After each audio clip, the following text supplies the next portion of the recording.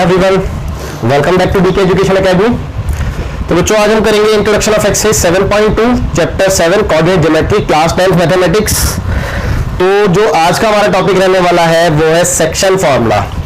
ठीक है, तो बेटा मैं सेक्शन फॉर्मूला स्टार्ट करने जा रहा हूं और देखते हैं बेटा फिर। तो बच्चों ध्यान देना, वैसे तो इस फॉर्मूले की डेरिवेशन इतनी इंपॉर्टेंट नहीं है, बट फिर भी मैं आपको करा दूंगा। ठीक है, तो आप लोग ध्यान से देखेंगे और बस कुछ नहीं। अगर पिछला कोई डाउट हो तो प्लीज आप मेरे को बता देना अभी। तो सेक्शन फॉर्मूले की डेरिवेशन में कराने जा रहा हूं, आपको ध्यान से देखना है। ये एक्स एक्सिस होता है, आपको पता ही है, ये वाई एक्सिस, ठीक है, ये एक्स डैश और वाई डैश। ठीक है, ओके। लेट्स सपोज कि यहाँ पे कोई पॉइंट है ए और यहाँ पे कोई पॉइंट है बी, है ना। लेट्स से ए पॉइंट है आपका x1, y1 और यहाँ पे बी पॉइंट है x2, y2।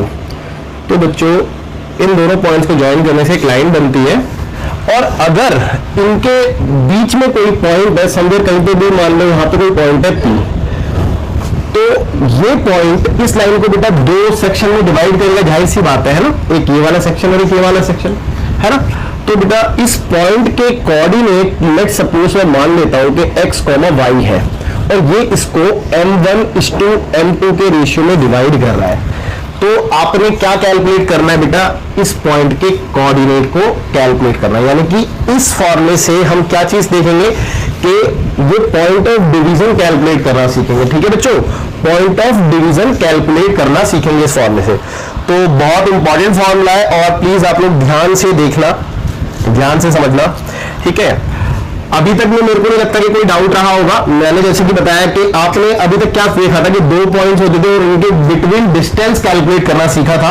ठीक है, अब हम उससे आगे चल रहे हैं अगले टॉपिक पे, that is section formula. Section फॉर्मूले में दो पॉइंट तो है, इसको ज्वाइन करने से एक लाइन बनी है और इसके बिटवीन कोई एक पॉइंट है, वो इसको दो सेक्शन में डिवाइड कर रहा है, दैट इज m1 और m2 सेक्शन में डिवाइड कर रहा है। ठीक है, तो इस पॉइंट के कोऑर्डिनेट कैलकुलेट करना सीखते हैं हम सेक्शन फॉर्मूले से, है ना। ठीक है, ओके।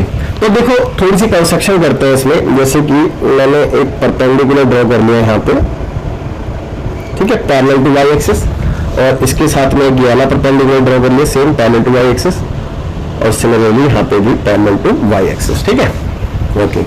और यहाँ पे देखो एक्स एक्सिस के पैरेलल यहाँ से मैंने एक लाइन ड्रॉ करी है, और सिमिलरली यहाँ से भी एक लाइन मैंने ड्रॉ कर दी, ये वाली, है ना। ओके, तो अब आप देखेंगे कि ये जो एंगल बनेगा 90 डिग्री का एंगल बन गया है, क्योंकि बेटा एक्स एक्सिस और वाई एक्सिस के बीच 90 डिग्री का एंगल होता है, और ये दोनों ही लाइनें एक्स और वाई के पैरेलल है, तो इसका मतलब ये भी एंगल 90 डिग्री के होंगे, है ना। ओके, अच्छा, इसको इसकी नेमिंग कर लें, यानी कि इसको मैं एक नाम देता हूँ, लेट्स से ABCD XY देता हूँ। चलो कैपिटल लेटर में ये एक्स और ये वाई है। ओके, अब ध्यान देना, आप एक ट्रायंगल देख रहे हैं बेटा AXP और एक ट्रायंगल देख रहे हैं PYB। ये दोनों ट्रायंगल सिमिलर हैं? पहले तो मेरे को ये बताइए। आप कहोगे कि सर बिल्कुल सिमिलर है, क्योंकि हमने सीखा है कि अगर कोई भी दो ट्रायंगल में उनके दो कॉरस्पॉन्डिंग एंगल इक्वल हो तो वो ट्रायंगल सिमिलर ट्रायंगल कहलाते हैं। ठीक है ना। तो यहाँ पे देखिए एक ये वाला एंगल इसके इक्वल है और एक ये वाला एंगल इसके इक्वल है, इसको क्या कहेंगे बेटा, कॉरस्पॉन्डिंग एंगल। देखो ना, जब दो लाइनें पैरेलल होती है, ट्रांसवर्सल होती है, तो ये वाला एंगल इक्वल होते नहीं होते कॉरस्पॉन्डिंग एंगल, तो सेम बात यहाँ पे है ना। तो कॉरस्पॉन्डिंग एंगल यहाँ पे इक्वल है और एक 90 डिग्री का एंगल इक्वल है, तो इसका मतलब ये दोनों ट्रायंगल कैसे है, ट्रायंगल सिमिलर ट्रायंगल है। तो चलो मैं ये वाली बात यहाँ पे लिख देता हूँ कि ट्रायंगल AXP सिमिलर, ये सिमिलर का सिंबल होता है बेटा, और सिमिलर है ट्रायंगल PYB के, है ना, PYB के। यहां तक आप लोगों को कोई डाउट नहीं होगा। ओके, अब बेटा सिमिलर ट्रायंगल की प्रॉपर्टीज होती है। क्या प्रॉपर्टीज होती है सिमिलर ट्रायंगल, अगर कोई भी ट्रायंगल सिमिलर है तो उसकी प्रॉपर्टीज ये होती है कि उसके कॉरस्पॉन्डिंग एंगल इक्वल होते हैं और उसकी कॉरस्पॉन्डिंग साइड प्रोपोर्शनल इक्वल होते हैं। प्रोपोर्शनल इक्वल का मतलब ये है कि रेशियो में इक्वल होती है, यानी कि बेस के अपॉन में बेस, परपेंडिकुलर के अपॉन में परपेंडिकुलर, हाइपोटेन्यूस के अपॉन में हाइपोटेन्यूस, इस तरीके से। ठीक है, तो प्रोपोर्शनल इक्वल होती है। तो बेटा अगर ये दोनों ट्रायंगल सिमिलर है, रीजन क्या है, बाय एंगल सिमिलैरिटी।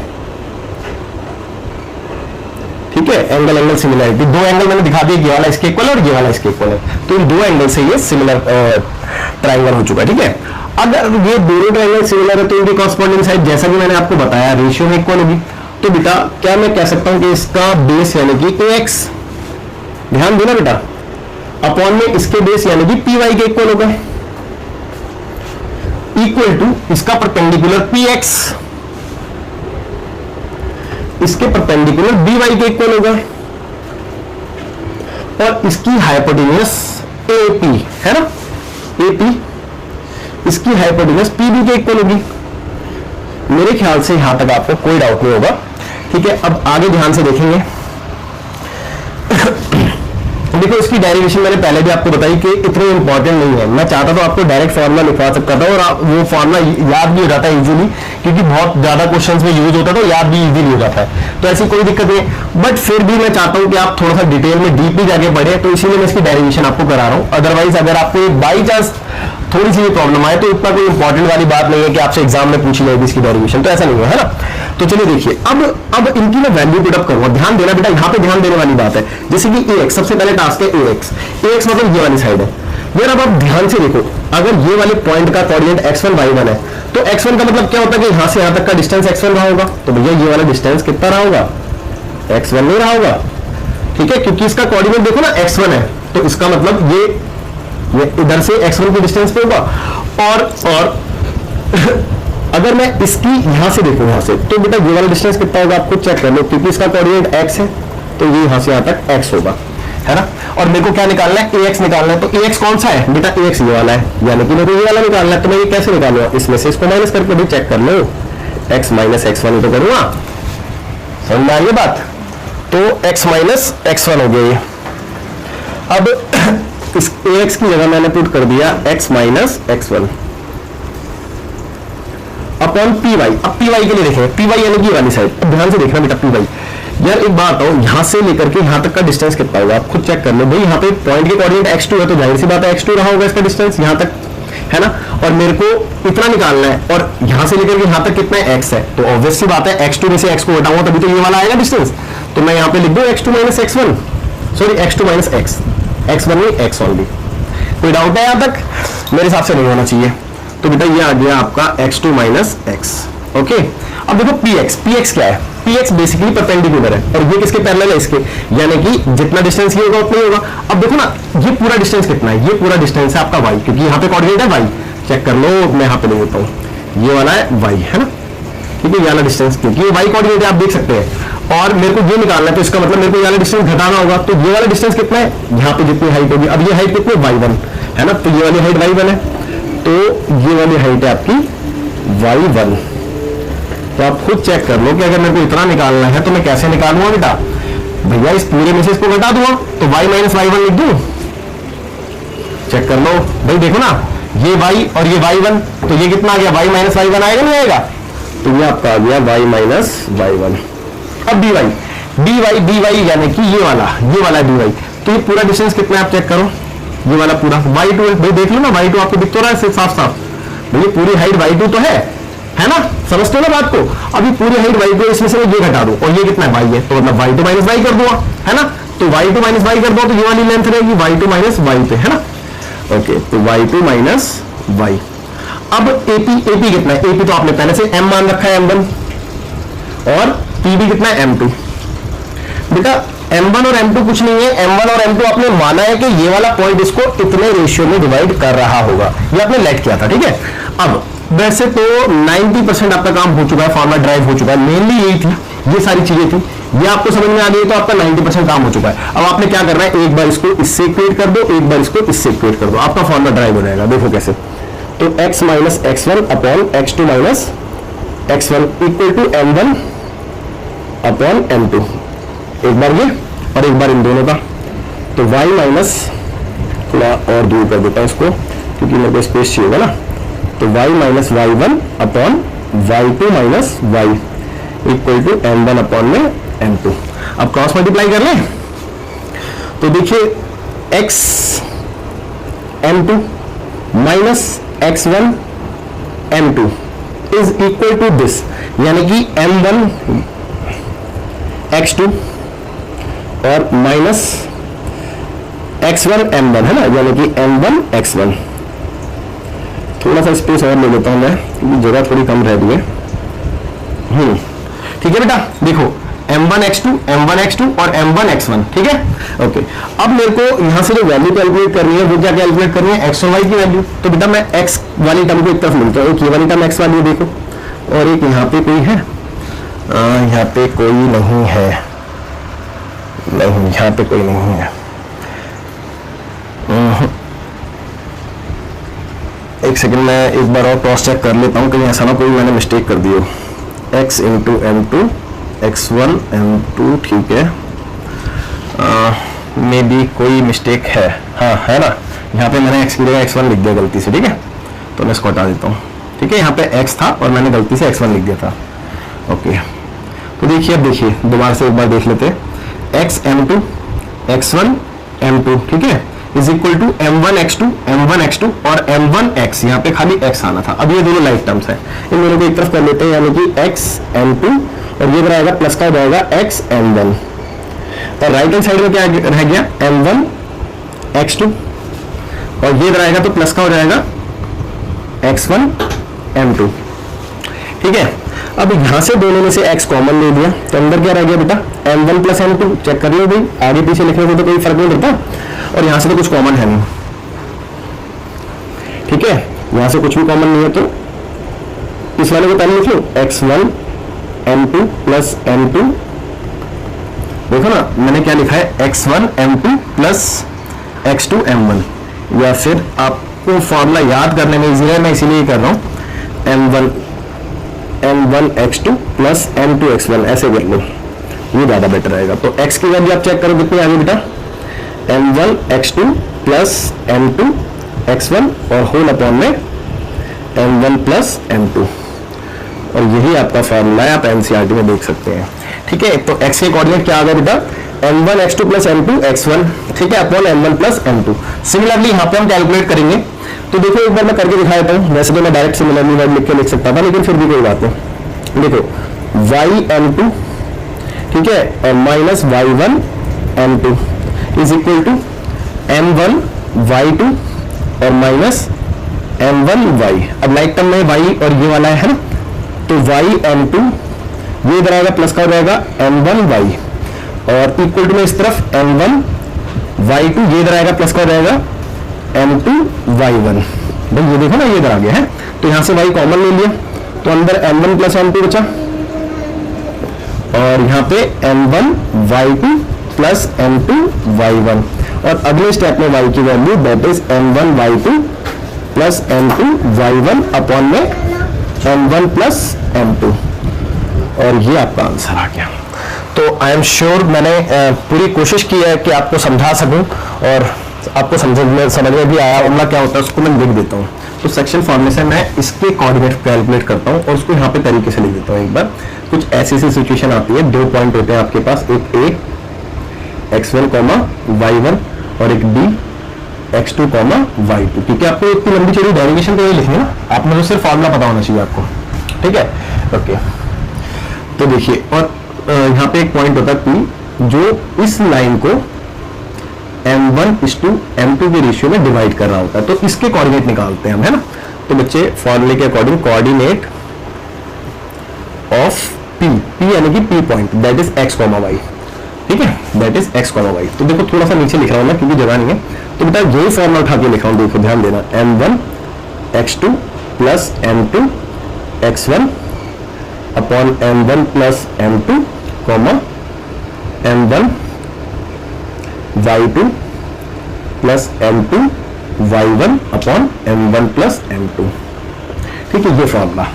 तो आप चेक कर लो, ये वाला ये रहा x का, है ना, और ये वाला ये रहा y का। ठीक है, अब एक छोटी सी बात सोचो, ये जो पॉइंट था, ये मैंने पॉइंट इस लाइन पे कहीं पे भी ले दिया था, है ना, कहीं पे भी ले दिया था, लेकिन अगर ये पॉइंट में सेंटर पे ले लेता, मतलब इसके बीच में लेता, मतलब एक लाइन है, ठीक है, और उसके बिल्कुल बीचों बीच ले लेता, तो तब क्या होता बेटा, तब सिचुएशन क्या होती, तब सिचुएशन ये होती कि जो m1 और m2 था वो दोनों इक्वल आ जाते। भाई बीच में का मतलब क्या है कि जितना डिस्टेंस ये उतना डिस्टेंस ये होगा, तो इसका मतलब ये दोनों चीजें इक्वल आ जाती, और जब ये दोनों चीजें इक्वल आ जाती और इस फॉर्मूले में मैं पुट करता इसको, है। अब देखो इस फॉर्मूले में मैं मान लेता हूं कि m1 m है, देखो ना अगर ये दोनों चीजें इक्वल है तो मैं मान लेता हूं कि दोनों ही m है, मान लेते हैं कि दोनों 2 मिनट के लिए दोनों ही m है।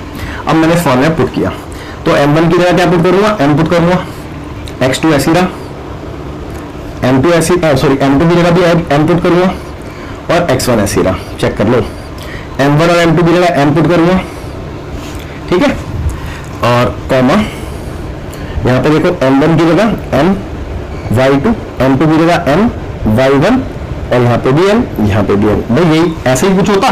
अब ध्यान देना बेटा क्या चीज बता रहा हूं। तो देखो दोनों में से m कॉमन है तो अंदर क्या रह गया, यहां से x1 यहां से x2, तो x1 प्लस x2, ठीक है, और नीचे डिनोमिनेटर में एक m और एक m मिलकर 2m, m से m कैंसिल हो गया। सिमिलरली यहां से m कॉमन है तो अंदर क्या रह गया, y1 प्लस y2,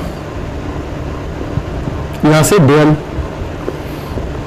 m से m, सॉरी 2 काट दिया मैंने, m से m कैंसिल, तो बचा क्या बेटा, x1 प्लस x2 अपॉन में 2, comma y1 plus y2 upon में 2। और बच्चे ये जो फॉर्मूला बना है ये ड्राइव हुआ है फॉर्मूला मिड पॉइंट फॉर्मूला, इसको कहते हैं मिड पॉइंट फॉर्मूला। जब आपका पी पॉइंट बिल्कुल इसके सेंटर में आ जाता है तो आपने ये वाला फॉर्मूला अप्लाई करना है। तो मैंने आपको समझा दिया, उसको ड्राइव करके भी दिखा दिया इसी फॉर्मूले से, ठीक है। तो आई एम श्योर आपको समझ में आया होगा। तो इसको सेक्शन फॉर्मूला कहते हैं, जो मैं अगला फॉर्मूला लिखाऊंगा उसको कहते हैं मिड पॉइंट फॉर्मूला।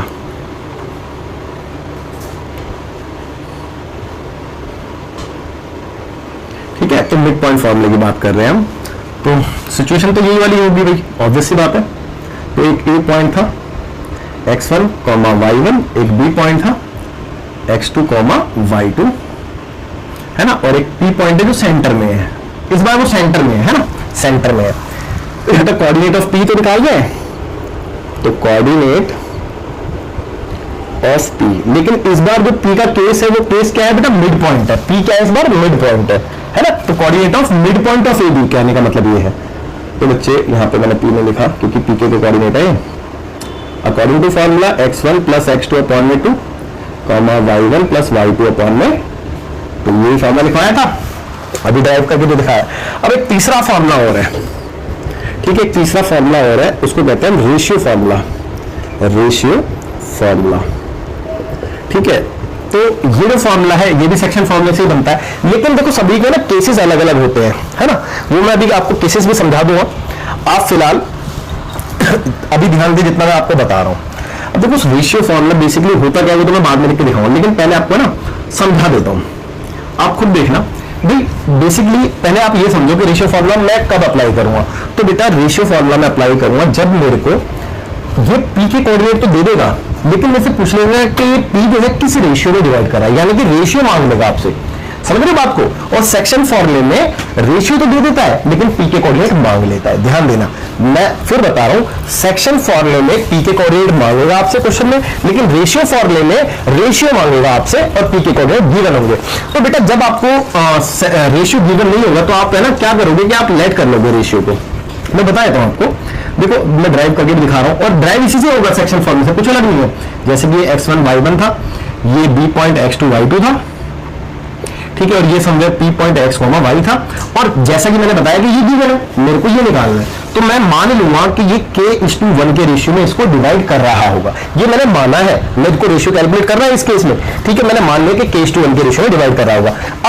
अब इसी सिचुएशन को मैं इसमें पुट करने जा रहा हूं, ध्यान देना। तो जो मैंने इसमें पुट किया तो ध्यान दो, m1 की जगह क्या आएगा भाई, k आएगा। सिंपल सी बात है, आपको देख लो ना, m1 की वैल्यू k है भाई, ये m1 और m2 तो होता है ना, और x2 तो ऐसे ना kx2 प्लस m2 की जगह आएगा 1, और 1 इंटू x1 करो तो 1 इंटू x1 का मतलब क्या होता है, x1 ही होता है भैया। 1 से इंटू करो तो x1 ही तो रह जाएगा, और अपॉन में m1 की जगह k और m2 की जगह 1, तो k प्लस 1 बन गया नीचे, चेक कर लो k प्लस 1 ही तो आया। सिमिलरली यहाँ पे तो ky2 भाई देखो ना, इसकी जगह क्या जाएगा तो ky2, और इधर 1 into y1 that is y1, और नीचे k प्लस 1 आ जाएगा। तो भैया बन गया ये नया फॉर्मूला, इसको कहते हैं रेशियो फॉर्मूला, ठीक है। तो अब मैं इसको ऊपर फेयर कर देता हूं, और अब मैंने आपको समझा दिया कि कैसे बनाए, ध्यान देना। और हाँ एक बात और, फटाफट से इसको कॉपी कर लो, क्योंकि इसके बाद मैं इसको पूरे को रफ कर दूंगा, क्योंकि क्वेश्चन कराने के लिए मेरे को स्पेस चाहिए होगा, और मैं ये चाहता हूं कि जब मैं क्वेश्चन कराऊं तो ये आपके सामने फॉर्मूले होने चाहिए। तो इसीलिए जब तक मैं इसको लिखाऊं फटाफट आप इसको कॉपी करो फटाफट से, है देखिए फटाफट। तो रेशियो फॉर्मूला क्या था, ये ए पॉइंट था x1 कॉमा y1, ये बी पॉइंट था x2 कॉमा y2, और यहाँ पे कहीं पे p पॉइंट था x कॉमा y, और ये इसको k:1 के रेशियो में डिवाइड कर रहा है। तो देखो फॉर्मूले से हम कैलकुलेट तो भले ही क्या कर रहे होंगे, क्या चीज कैलकुलेट कर रहे होंगे, पी के, लेकिन बेटा फॉर्मूला जो लगेगा अप्लाई होगा वो तो पी के लिए अप्लाई होगा, क्योंकि सेक्शन फॉर्मूला पी के लिए अप्लाई होता है, यानी कि पॉइंट ऑफ डिवीजन के लिए अप्लाई होता है। तो हम फॉर्मूला तो पॉइंट ऑफ डिवीजन के लिए के बिहाफ पे ही लगाएंगे, तो हम कोऑर्डिनेट ऑफ पी के लिए लगाएंगे, यानी कि कोऑर्डिनेट ऑफ पी यानी कि पॉइंट ऑफ डिवीजन। और फॉर्मूला क्या था बेटा, जो भी नीचे बताया था, kx2 प्लस x1 अपॉन में k+1 comma ky2 plus y1 upon में k+1, दैट्स इट। तो बच्चों ये हो गया आपका कंप्लीट, और आज की जो क्लास थी वो उसमें इंट्रो में इतने कराना था। मैं आपको कुछ एग्जांपल्स कराऊंगा इनसे रिलेटेड, लेकिन एक बात और, मैं यहाँ पे लिखवा नहीं रहा हूँ बट आपको वर्बली समझा रहा हूँ, तो प्लीज ध्यान से सुन लें मेरी बात को। देखो इसको कहते हैं बेटा कि सेक्शन फॉर्मूला, लेकिन कब, जब पॉइंट इंटरनली डिवाइड करता है। इंटरनली मतलब समझ तो अंदर डिवाइड कर रहा है ना, लाइन के अंदर। लेकिन आपके क्वेश्चन ऐसा भी आ सकता है कि जो पॉइंट ऑफ डिवीजन है वो उसको एक्सटर्नली डिवाइड कर रहा है, यानी कि बाहर डिवाइड कर रहा है। ठीक है, आई रिपीट, अगर एक्सटर्नली डिवाइड करेगा तो आपने बस फॉर्मूले में इन दोनों की जगह माइनस लिख देना है। ठीक है, क्या लिख देना है, माइनस लिख देना है, इन दोनों की जगह माइनस लिख देना है। समझ आ रही है ना बात। अगर पॉइंट एक्सटर्नली डिवाइड करेगा तब ऐसा करना है, इंटरनली के लिए यही फॉर्मूला है। आप चाहो तो ब्रैकेट में इंटरनली लिख सकते हैं इन फॉर्मूले के, है ना। ठीक है, एक्सटर्नली के लिए क्या है कि बीच में प्लस की जगह माइनस आ जाएगा, यहाँ पे भी समझ रहे हो। तो आई एम श्योर आपको ये बात समझ में आ गई होगी जो मेरे को समझानी थी। अब मैं इसको रफ करके आगे चल रहा हूँ, और आपने कॉपी भी कर लिया होगा, और मैं पूरा बोर्ड रफ कर देता हूँ एक बार और फिर आगे देखेंगे। तो देखते हैं बच्चों आगे। और मैंने आपको एक्सटर्नली के लिए बता दिया है कि बीच में माइनस आएगा, इंटरनली के फॉर्मूले मैंने सारे आपको लिखवा दिए थे। ठीक है, अब जैसे कि आपका एग्जांपल नंबर 6 जो कि पेज नंबर 164 पे है, इसको ध्यान से देखोगे तो आपको बात समझ में आ जाएगी। तो example number 6 page number 164 NCERT। ठीक है, देखो ध्यान से देखो, मैं पढ़ रहा हूं, आपको समझ में आएगा। कहता है कि find the coordinate of the point, आपने उस पॉइंट के कोऑर्डिनेट निकालने हैं, विच डिवाइड्स द लाइन सेगमेंट, जो कि लाइन सेगमेंट को डिवाइड कर रहा है। जॉइनिंग द पॉइंट्स, जब दो पॉइंट को हम ज्वाइन करते हैं तो एक लाइन सेगमेंट बनता है, और वो पॉइंट कौन है, 4,-3, एक पॉइंट है 4,-3, और एक यहाँ पे भी पॉइंट है जो उसका कोऑर्डिनेट है 8,5। इन दोनों पॉइंट्स को जब मैं ज्वाइन करता हूं तो एक लाइन सेगमेंट बनता है। ठीक है, और आपने उस पॉइंट के कोऑर्डिनेट निकालना जो इस लाइन सेगमेंट को डिवाइड कर रहा है, और डिवाइड करने के लिए इसने बोला कि इन दी रेशियो 3:1 इंटरनली। देखो अब ये इसने वर्ड बोला 3:1, और यहाँ पे कोई पॉइंट है P जो कि इसको 3:1 के रेशियो में डिवाइड कर रहा है। और देखो क्वेश्चन को, अगर आपके पास एनसीईआरटी बुक है, वैसे तो मैं हमेशा कहता हूं कि आपके पास एनसीईआरटी बुक होनी चाहिए, तो आप खुद से एक बार question example number 6 page number 164 पे पढ़े। मैं फिर से एक बार पढ़ के बता रहा हूं। कहता है कि find the coordinate of the point which divides the line segment joining the points 4,-3 and 8,5 in the ratio 3:1 internally. यानी कि आपने इस पॉइंट के कोऑर्डिनेट निकालने हैं, जब इन दोनों पॉइंट्स को ज्वाइन करने से एक लाइन सेगमेंट बनता है, वो इस लाइन सेगमेंट को 3:1 के रेशियो में डिवाइड करता है। तो इस पॉइंट के कोऑर्डिनेट आप कैलकुलेट कीजिए। और ये भी बोला है कि इंटरनली। अच्छा, मैंने आपको बताया था ना, इंटरनली के लिए मैंने सारे फॉर्मूले लिखा है, एक्सटर्नली में बीच में माइनस आ जाता है बस। ठीक है, फर्क इतना है। और दूसरी बात, एक बात और बता दूं, अगर ऐसा कोई वर्ड यूज नहीं किया है इंटरनली या फिर एक्सटर्नली, तो आप इस चीज से कंफ्यूज बिल्कुल मत होना। आप अगर कुछ नहीं बोला तो आप ये मानेंगे कि वो इंटरनली डिवाइड कर रहा है। ठीक है, लेकिन अगर बोला है तो उसके अकॉर्डिंग चलेंगे। ठीक है, अगर कुछ नहीं बोला तो हम क्या मानते हैं, इंटरनली डिवाइड कर रहा है। जैसे कि इस क्वेश्चन में जो लास्ट में वर्ड बोला इन्होंने इंटरनली, ये नहीं बोला होता तो मैं इसको इंटरनली ही मान के करता। ठीक है, चलिए अब देखते हैं। अब तो क्वेश्चन में कुछ नहीं बताया। देखो मैंने आपको बताया था सेक्शन फॉर्मूले में आप इसके कोऑर्डिनेट निकालोगे, रेशियो फॉर्मूले में आप रेशियो को निकालोगे। तो आपको ये भी पता चल गया कि कब रेशियो फॉर्मूला अप्लाई करना है, कब सेक्शन फॉर्मूला अप्लाई करना है। सेक्शन फॉर्मूला आप कब अप्लाई करोगे, जब आपको कोऑर्डिनेट निकालने होंगे। रेशियो फॉर्मूला आप कब अप्लाई करोगे, जब आपको रेशियो निकालना होगा। ठीक है, तो यहाँ पे सेक्शन फॉर्मूला यूज होगा। तो देखिए ध्यान से, मैंने उनको लेट कर लिया, ये पॉइंट ए, ये पॉइंट बी, और ये तो मेरे को निकालना था, इसको मैंने पी से मान लिया। ठीक है, तो according to the section formula, ठीक है, तो सेक्शन फॉर्मूला के according coordinate of point P that is x, y। Formula क्या होता है बेटा, सेक्शन फॉर्मूला क्या होता है, सेक्शन फॉर्मूला आगे भी लिखवाया है m1 x2 plus m2 x1 upon m1 plus m2, यही बताया था। और यहाँ पे m1 y2 plus m2 y1 upon m1 plus m2। और एक बात और, एक इजी तरीका भी इसको याद करने का, देखो ये इससे मल्टीप्लाई होता है और इधर वाला इससे मल्टीप्लाई होता है। अब खुद चेक करो, देखो m1 x2, देखो ना m1 x2, ठीक है, और m2 x1, तो m2 x1 चेक कर लो, उल्टा क्रॉस मल्टीप्लाई होता है, ठीक है। तो ये एक इजी तरीका भी है याद करें, बाकी मैंने डेरिवेशन आपको बता दिए और फॉर्मूला बहुत इजी याद भी हो जाता है, बस पैटर्न को समझो एक बार। तो चलिए देखते हैं, तो p x, y जो मैं कैलकुलेट कर रहा हूं वो किसके इक्वल है, p m1 की वैल्यू आप देख सकते हैं p में x2, भाई x2 ये होता है ना, क्योंकि देखो ये x1 y1 होता है, ये x2 y2 होता है, फॉर्मूले के अकॉर्डिंग ये तो लिखा है आपको चीजें, और ये m1 m2 होता है। तो m1 की वैल्यू क्लीन, x2 की वैल्यू कितनी है 8 प्लस m2 की वैल्यू 1, x1 की वैल्यू कितनी है 4, चेक कर लो, ठीक है, अपॉन में m1 प्लस m2 यानी कि 3 प्लस 1, कॉमा m1 की वैल्यू 3 और y2 की वैल्यू 5 प्लस m2 की वैल्यू 1 और y1 की वैल्यू -3, ठीक है, अपॉन में 3 प्लस 1 यानी कि m1 प्लस m2। तो बच्चों आंसर तो आ चुका है, बस आपने लिखना बाकी है। तो ध्यान दें, 8 इंटू 3 24 और 4 इंटू 1 4 अपॉन में 3 प्लस 1 4, कॉमा 5 3 15 और 3 1 3 माइनस का 3 आएगा, लेकिन अपॉन में 4। तो p x, y is equal to 24 और 4 कितना होता है 28 अपॉन में 4, और यहाँ पे 12/4, तो 4 से 7 बारी में और 4 से 3 बारी में, ठीक है। So p x, y is equal to p7, 3, ये आपका आंसर हो गया। तो ये है आपका रिक्वायर्ड पॉइंट ऑफ डिवीजन है।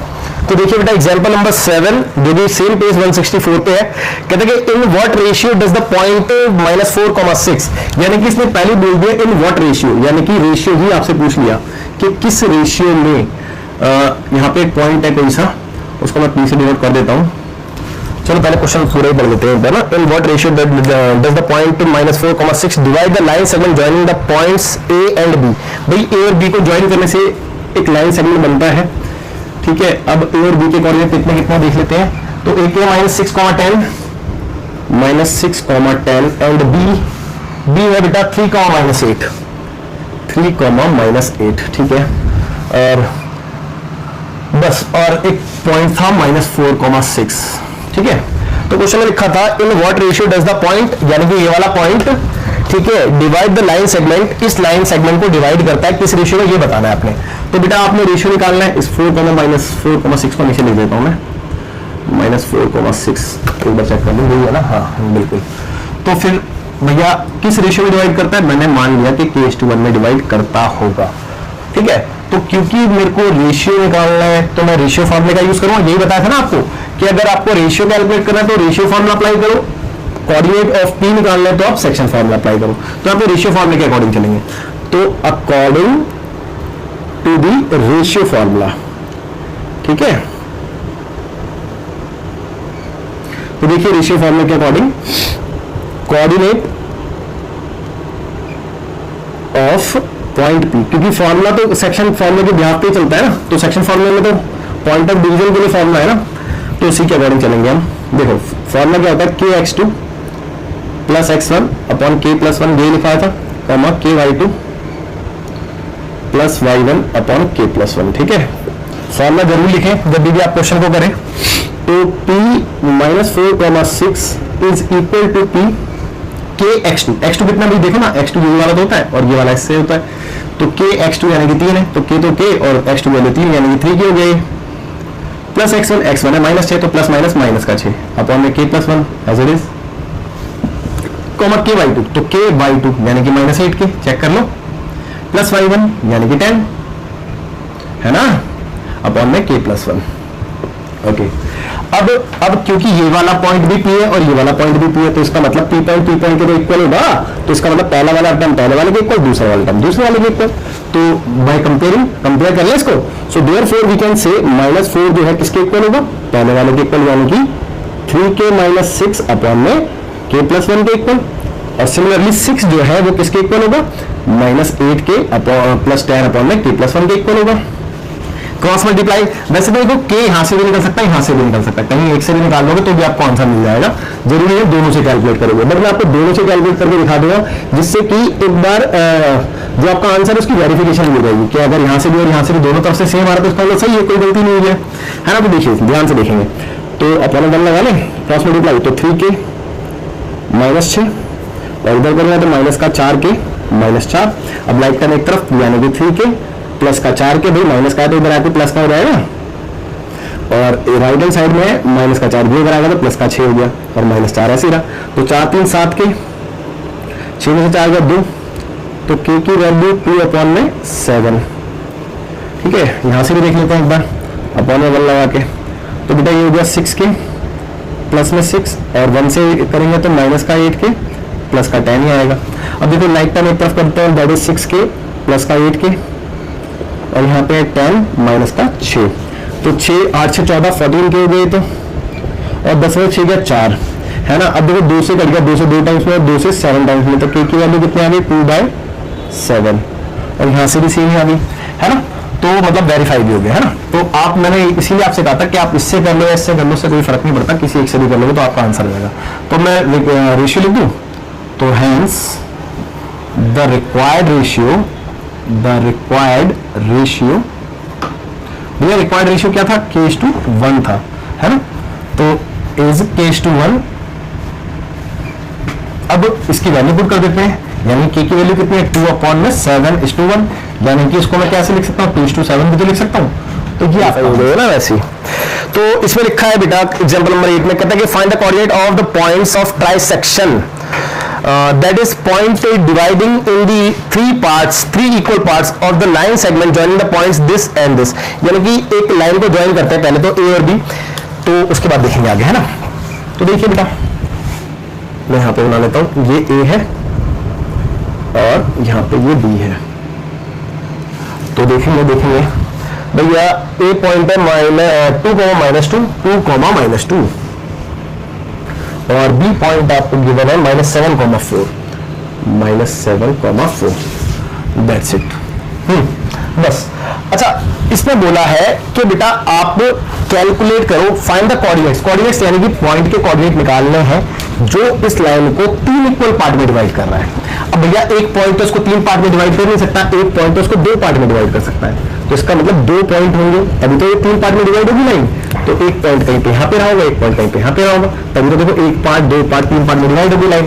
अब इसने ये भी बोला कि 3 इक्वल पार्ट में डिवाइड कर रहा है, तो अगर ये 3 इक्वल पार्ट में डिवाइड कर रहा होगा, मतलब मैंने मान लिया कि 2 ऐसे पॉइंट है Q और Q जो कि इस लाइन को 3 इक्वल पार्ट में डिवाइड कर रहा है, ट्राइसेक्शन मतलब 3 इक्वल सेक्शन है ना, तो अगर ये इसको 3 इक्वल पार्ट में डिवाइड कर रहे हैं तो इसका मतलब इक्वल रेशियो में डिवाइड कर रहे होंगे, है ना।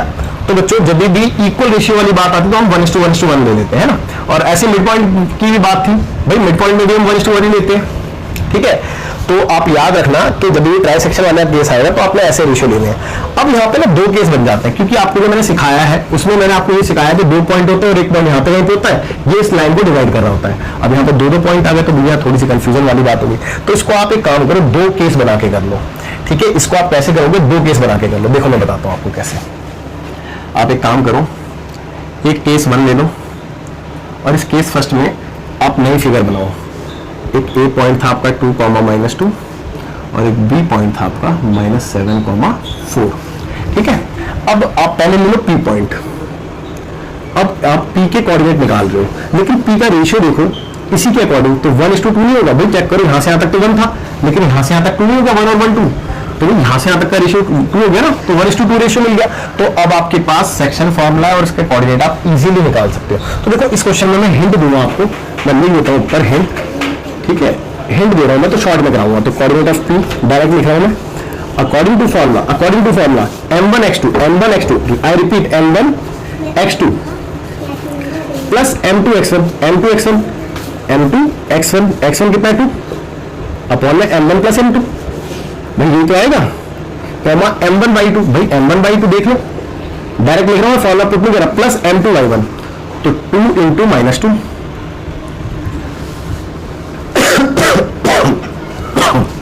मेरे ख्याल से कोई डाउट नहीं होगा आपको, ठीक है। तो देखिए यहाँ पे P लिखना भूल गया मैं, लिख दिया। तो -7 4 भाई चेक कर लो, 2 का 4 ही होता है अपॉन में 3 और 4 और ये माइनस का 4 भाई 2 का 4 अपॉन में 3। तो P x comma y is equal to P, भाई 7 में से 4 का 3 बचेगा माइनस का अपॉन में 3, 4 में से 4 का 0 अपॉन में 3, तो भैया ये तो 1 आ गया और ये तो खत्म हो गया। तो पी पॉइंट आ गया आपका x comma y is equal to P, अब चेक कर लो -1,0, ये आपका आंसर आ गया पहला। पी के कोऑर्डिनेट आ गए, यानी कि इसके कोऑर्डिनेट आपको मिल गए, है ना, -1,0। अब आपको क्यू के कोऑर्डिनेट निकालने, यानी कि वो केस 2 से निकलेंगे। तो केस 2 करने से पहले मैं इसके आंसर चेक कर लेता हूं एक बार और फिर केस 2 करेंगे। हाँ -1,0 बिल्कुल ठीक है। अब केस 2 करते हैं, ध्यान देंगे बच्चा, है तो इसको रफ करता हूं मैं फिलहाल, मेरे को स्पेस चाहिए थोड़ा सा। तो देखिए केस 2, तो सेकंड केस की बात कर रहे हैं हम। तो सेकंड केस के अकॉर्डिंग ये ए पॉइंट था, ए पॉइंट क्या था बेटा 2, -2 और बी पॉइंट क्या था -7,4 और समवेयर क्यू पॉइंट यहाँ पे था, that is x comma y. और अब आप खुद चेक करो क्यू पॉइंट किस रेशियो में डिवाइड कर रहा होगा, 2:1 में। चेक करो 2:1, ठीक है। तो क्या मैं यहाँ पे लिख दूं 2:1? तो अब मैं फिर से सेक्शन फॉर्मूला लगा के इस क्यू के कोऑर्डिनेट नहीं निकाल सकता, बिल्कुल निकाल सकता हूं। देखो तो Q x comma y is equal to Q, क्या होता है फॉर्मूला m1x2, देखो चेक करो यही तो करते हैं। तो m1x2 x2 की बात करें -7 प्लस m2x1 तो m2x1 2 है अपॉन m1 प्लस m2, ठीक है। m1y2 अब होता है m1y2 वैल्यू 4 प्लस m2y1 तो 1 × -2, चेक कर लो। आई एम श्योर आपको समझ में आ रही होगी बात। सो क्यू 7 to the 14 माइनस का 2 1 2 अपॉन में 3, सॉरी बीच में मैंने कॉमा लगा दिया, प्लस था, ओके। 4 to the 8 और -2 अपॉन में 3, तो यहां पे चले साइड में देखिए। सो क्यू क्या था बेटा x comma y is equal to Q, 14 में से 2 गया कितना बचा 12 माइनस का 14 - 2 है ना, -12 अपॉन में 3 कॉमा 8 - 2 करेंगे तो 6/3, तो 3 से 4 टाइम्स में और 3 से 2 टाइम्स में। तो Q x comma y is equal to Q -4,2। Check कर लें बेटा एक बार आंसर। तो क्यू के कोऑर्डिनेट आ गए हैं -4,2 और देखो पॉइंट ऑफ ट्राइसेक्शंस भी आपको लास्ट एग्जांपल है या फिर सेकंड लास्ट है, एक बार चेक में सेकंड लास्ट है। तो 2 एग्जांपल बचे हैं 9th और 10th, बस खत्म हो जाएगा आज की क्लास ना फिर। तो चलो पढ़ता हूं मैं एक बार, ध्यान देना। कहते हैं find the ratio in which the y axis divides the line segment joining the points 5, -6 and -1,4 full stop. Also find the point of intersection. देखो बहुत ही अच्छा क्वेश्चन है और काफी इंपॉर्टेंट भी है, एग्जाम के पॉइंट ऑफ व्यू से देखा जाए तो काफी इंपॉर्टेंट है। देखेंगे मैं आपको समझाऊंगा, अभी क्वेश्चन भी समझाऊंगा। पहले मैं आपको थोड़ा सा फिगर में दिखा दूं एक बार ना। कहते हैं फाइंड द रेशियो, यानी कि रेशियो निकालना है। इसका मतलब ये है कि रेशियो निकालना है, समझे कोई पॉइंट यहाँ पे रहा होगा बीच में P, है ना, उसके लिए हम रेशियो निकाल देंगे तो केस 2 लेट कर लेंगे रेशियो को, खैर वो एक अलग बात है। अभी आगे चलते हैं। कहते हैं find the ratio in which the y axis divide the line segment. देखो इस बार है ना, इस बार इस लाइन सेगमेंट को y एक्सिस डिवाइड कर रही है। मेरे ख्याल से आपको फील नहीं आ रहा होगा, चलो मैं फील कराता हूँ। देखो अगर मैं कुछ कार्टेशियन प्लेन बनाऊं, अभी फील नहीं आया, देखो अभी आएगा एक बार। देखो मैं आपको 2 पॉइंट दिखाता हूं। एक पॉइंट है 5,-6, तो x की वैल्यू 5 और y की वैल्यू -6। x की वैल्यू 5 कहीं पे यहाँ पे रही होगी और y की वैल्यू 6 यहाँ पे रही होगी। 2 मिनट के लिए रफ फिगर बना रहा हूं मैं, 5,-6 है ना, एक पॉइंट ये रहा। और दूसरा पॉइंट है आपका 5,6 के बाद -1,-4, तो x की वैल्यू -1 यहाँ पे रही होगी, y की वैल्यू -4 समवेयर यहाँ पे होगी कहीं पे, है ना। तो b पॉइंट आपका आ गया -1,-4 और ये ए पॉइंट है। अब जब आपने इसको इससे ज्वाइन किया तो देखो ये y एक्सिस इसको डिवाइड कर रही है ना, कर रही, तो y एक्सिस इसको किस रेशियो में डिवाइड कर रही है ये चीज आपने कैलकुलेट करनी है। तो y एक्सिस इसको किस रेशियो में डिवाइड कर रही है ये चीज आपको कैलकुलेट करनी है। अब मेरे ख्याल से आपको थोड़ा सा फील आया होगा, समझ में आई होगी बात। तो खैर वो तो हम मान लेंगे कि केस 2 1 के रेशियो में डिवाइड कर रही होगी, खैर वो यहाँ पे देखेंगे। इसको मैं रफ कर दूंगा अभी। तो देखो ए पॉइंट क्या था आपका, अब मैं थोड़ा सा, ये तो फेयर वाला काम था थोड़ा सा, अब बिल्कुल रफ वाला काम है 5,-6 और जो दूसरा पॉइंट था वो था -1,4 -4। ओके ओके, अब देखो बहुत इंपॉर्टेंट बात है, लेकिन मैं एक बार पहले क्रॉस चेक ये कर लेता हूँ। मेरा पॉइंट ऑफ कोऑर्डिनेट तो सही लिखा है ना, 5,-6 बिल्कुल ठीक है, और बी के लिए -1,-4 बिल्कुल ठीक है। अब देखो एक बहुत ही इंपॉर्टेंट चीज है वो ये कि मैंने आपको ये समझाया था कि बच्चों या तो मेरे को पॉइंट ऑफ कोऑर्डिनेट दिए होंगे और रेशियो मांगा होगा, या फिर मेरे को रेशियो दिया होगा, पॉइंट ऑफ कोऑर्डिनेट मांगे होंगे। लेकिन इन दैट केस ना तो आपको पॉइंट ऑफ कोऑर्डिनेट दिए, पॉइंट ऑफ डिवीजन यानी कि, और ना ही आपको रेशियो दिया। तो कैसे करेंगे, यानी कोई ना कोई इन्फॉर्मेशन तो गिवन होनी चाहिए ना। तो अगर आप क्वेश्चन को ध्यान से पढ़ रहे हो और समझ रहे हो तो एक बहुत इंपॉर्टेंट इन्फॉर्मेशन इसमें अवेलेबल है। इसने क्या बोला कि ये जो पॉइंट है, ये वाला पॉइंट कहां पे है, आप खुद चेक करो। अभी मैंने आपको फिगर बना के दिखाई थी, तो कुछ फिगर ऐसी बनी थी, तो ये पॉइंट ऑफ डिवीजन जो है वो वाई एक्सिस पे है। तो यानी कि ये वाला पॉइंट कहां पे है बेटा, वाई एक्सिस के ऊपर है, और वाई एक्सिस के ऊपर एक्स की वैल्यू 0 होती है। तो वाई एक्सिस के ऊपर मैंने आपको बोला था कि वाई एक्सिस के ऊपर कोई भी पॉइंट होगा तो किस शकल का होगा, वो 0, वाई की शकल का होगा। तो बेटा पॉइंट ऑफ डिवीजन आप जो लेट करोगे वो कैसा लेट करोगे, 0, वाई लेट करोगे। तो ये बहुत ही इंपॉर्टेंट इंफॉर्मेशन थी जो इनविजिबल थी, जो आपको दिख नहीं रही थी लेकिन क्वेश्चन में अवेलेबल थी। ठीक है, तो इसीलिए मैंने कहा था क्वेश्चन बहुत इंपॉर्टेंट है। अब देखो मैं इसकी हेल्प से मैं के निकाल सकता हूं। तो देखिए तो according to the ratio formula है ना, रेशियो फॉर्मूला, तो रेशियो फॉर्मूला क्या होता है बेटा, P 0, y, या पहले चलो x, y लिख लेता हूं कि ये अभी तो फॉर्मूला लिख रहा हूं ना। तो फॉर्मूला क्या होता है, kx2 + x1 upon k+1 ky2 + y1 upon k+1। ठीक है, अब इनकी वैल्यू पुट करने जा रहा हूं तो x 0 है और y है, equal to p k x2। भाई देखो ना x2 यही तो होता है, तो x2 -1 है, तो माइनस के लिखूं, -1 × k करूंगा, -1 तो आएगा, -k तो आएगा। और x1 क्या है, 5, भाई 5 ही तो है, तो +5 अपॉन k+1 ky2 तो -4k, चेक कर लो, -4k प्लस y1 की वैल्यू -6, तो +-6 अपॉन k+1। ठीक है, चलिए ऑन कंपेयरिंग, तो कंपेयर कर लें। On comparing we get 0 is equal to -k+5 upon k+1 and y is equal to -4k -6 upon k+1। यहां तक तो कोई डाउट नहीं होना चाहिए आप लोगों को। अब देखो क्रॉस मल्टीप्लाई कर लेते हैं, भाई इसको 0 से मल्टीप्लाई करेंगे तो खत्म, बाय बाय सारी वैल्यू 0, और इसको 1 से करेंगे तो सेम रहेगा -k+5, है ना। और ये माइनस का k इधर आएगा तो प्लस का k इधर आएगा, और इक्वल टू में बच गया 5। तो बेटा आपका रेशियो आ चुका है, 5:1 का रेशियो आ गया है ना। तो therefore hence the required ratio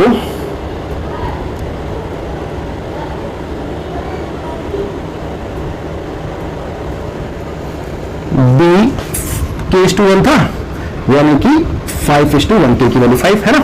चलो एक आंसर तो आ गया, लेकिन अभी क्वेश्चन कंप्लीट नहीं हुआ। अगर मैं क्वेश्चन को ध्यान से पढ़ूं तो इसमें लिखा था also find the point of intersection, यानी कि इस पॉइंट भी निकालना, ये जो पॉइंट ऑफ इंटरसेक्शन है ये भी आपने कैलकुलेट करना है। तो इस पॉइंट को कैलकुलेट करने के लिए बेटा मेरे पास y की तो जरूरत है, क्योंकि x कोऑर्डिनेट को दे रखा है, और इस y को निकालने के लिए मेरे पास k अवेलेबल है, इसमें पुट करो तो y निकल जाएगा, यहां से चेक कर लो। तो बेटा इसको आगे कर दो, फटाफट इसमें k की वैल्यू पुट कर दो, तो -4 × k कितना है 5 +-6 अपॉन k की वैल्यू 5 +1। ठीक है, तो यहाँ पे इसको यू कर देते हैं, कंफ्यूजन नहीं होगी। तो 5 और 20 माइनस का 20, 5 4 20 -6 अपॉन 6। ओके, तो y इज इक्वल टू 20 और 26 माइनस का 26/6, यानी कि y की वैल्यू अगर आप ध्यान से देखें तो 13/3। लेट मी चेक, एक बार मैं पहले चेक करना फिर आंसर लिख दूंगा। 13 बिल्कुल ठीक है, -13/3 आ रहा है। तो रिक्वायर्ड पॉइंट क्या आ गया, therefore required point of intersection ना, इंटरसेक्शन बी कितना था बेटा, P से डिनोट किया था P0, y, तो P0, y की वैल्यू -13/3। ये आपका आंसर हो गया, और आई एम श्योर आपको ये क्वेश्चन भी बहुत अच्छे समझ में आ गया होगा, और काफी इंपॉर्टेंट क्वेश्चन था, जैसे कि मैंने बताया आपको एग्जाम में इस टाइप के क्वेश्चंस आते हैं, बहुत ज्यादा पूछे जाते हैं, और इस टाइप के क्वेश्चंस आप एक्सरसाइज में भी देखो 7.2 में, तो वो तो खैर हम बाद में डिस्कस करेंगे। फिलहाल जो लास्ट एग्जांपल बताया दैट इज एग्जांपल नंबर 10। पहले एक चीज सुन लो, मैंने आपको बताया था कि पैरेललोग्राम, याद है पैरेललोग्राम, समझते ना पैरेललोग्राम? भैया पैरेललो यार, देखो जो पैरेललोग्राम होता है उसकी प्रॉपर्टी मैंने आपको बताई थी, क्या बताई थी कि एक तो अपोजिट साइड्स इक्वल होती है, ठीक है। वैसे तो पैरेलल भी होती है लेकिन यहाँ पे पैरेलल की कोई नीड नहीं है, तो खाली जिस चीज की मतलब इस चैप्टर में जरूरत है उसी से बात करेंगे हम। तो अपोजिट साइड इक्वल होती है, अपोजिट एंगल भी इक्वल होते हैं, बट इस चैप्टर से रिलेटेड नहीं है वो चीज, तो उसको छोड़ते हैं। दूसरा, इसके जो डायगोनल्स होते हैं वो इक्वल तो खैर नहीं होते, लेकिन हाँ वो बहुत इंपॉर्टेंट प्रॉपर्टी है कि इसके डायगोनल जो होते हैं वो बाइसेक्ट करते हैं ईच अदर, ठीक है। बाइसेक्ट ईच अदर का मतलब ये है कि AC का जो मिड पॉइंट होगा वही मिड पॉइंट BD का भी होगा। तो ये बहुत इंपॉर्टेंट प्रॉपर्टी है, इसको आप याद रखना कि in parallelogram the diagonal bisect each other, यानी कि mid point of AC is equal to mid point of BD, ठीक है। तो इस बात को याद रखना बच्चों अच्छे से। और अब मैं आगे चलकर कमेंट कर दो, तो मैं एग्जांपल नंबर 10 पढ़ रहा हूं, कहता है कि इफ द पॉइंट्स A 6,1, पहले मैं क्वेश्चन पूरा पढ़ लेता हूं, 6,1, B 8,2 and C 9,4 and D P 3 are the vertices of parallelogram taken in order, find the value of P। तो डेफिनेटली ये पैरेललोग्राम का ही क्वेश्चन है, और ये आपको ABCD क्या दे रखे हैं बेटा, वर्टिसेस दे रखे हैं पैरेललोग्राम के, ठीक है। तो पैरेललोग्राम के वर्टिसेस हैं। अगर पैरेललोग्राम थोड़ा आड़ा टेढ़ा नजर आ रहा हो तो क्षमा कीजिएगा, बाकी तो मैं कोशिश तो करता ही हूँ कि सही बन जाए, बट ड्राइंग इतनी अच्छी भी नहीं है ना, तो थोड़ा बहुत चल जाता है। तो ये A, B, C और ये D है, तो ऑर्डर में दिए हुए हैं आपको कोऑर्डिनेट ना सारे। पहला है 6,1, दूसरा B है 8,2 and C 9,4 and last one is D P, 3, ठीक है, P3। That's it. ये वर्टिसेस हैं बेटा पैरेललोग्राम के, और ये ऑर्डर में, ऑर्डर मतलब ABCD इस तरीके से ऑर्डर में लगे हुए हैं, है ना। तो आपने इस P को कैलकुलेट करना है। तो बेटा अभी देखो, वैसे तो मेरे पे तरीके बहुत है, मैं अपोजिट साइड का डिस्टेंस फॉर्मूला लगा के भी कर सकता हूं, लेकिन वो इतना लेंथी तरीका है, इतना लंबा प्रोसेस है कि आप करते करते थक जाओगे और आपका आंसर भी नहीं निकलेगा।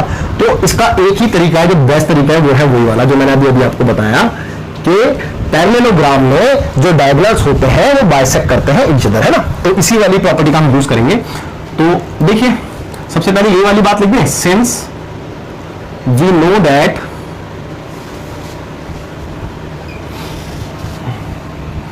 The diagonal of a parallelogram bisect each other, ठीक है। Since we know that the diagonal of a parallelogram bisect each other, तो इसका मतलब ये हुआ कि therefore we can say mid point of AC is equal to mid point of BD। इसका मतलब यही हुआ ना भाई, जब डायगोनल बाइसेक्ट कर रहे हैं तो इसका मतलब ये होता है कि AC का मिड पॉइंट और BD का मिड पॉइंट सेम होगा, है ना।